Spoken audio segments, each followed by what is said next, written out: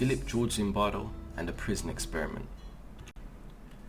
In 1937, Philip Zimbardo et al. Conducted an experiment investigating the lengths to which people would go to conform to their assigned social roles as either a prisoner or prison guard in a mock prison setup.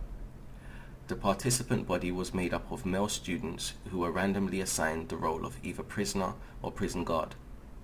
Prisoners were arrested and given uniforms and a number, while guards were given uniforms and mirrored sunglasses.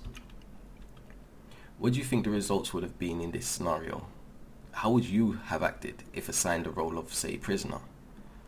Well, interestingly enough, the prisoners initially resisted the guards' attempts to exert authority over them by sticking together. However, over time, prisoners became more passive and obedient, whilst the guards' punishments became nastier. The experiment had to be abandoned early, as some of the prisoners became very distressed.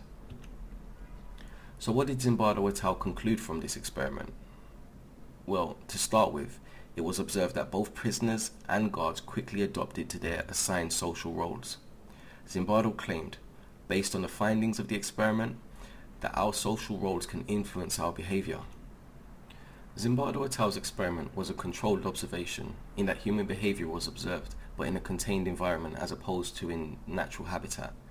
This allowed for good control of the variables. However, as the environment was artificial, the results cannot be generalized to real-world situations. The experiment also has issues regarding ethics, as many of the prisoners became distressed during the study.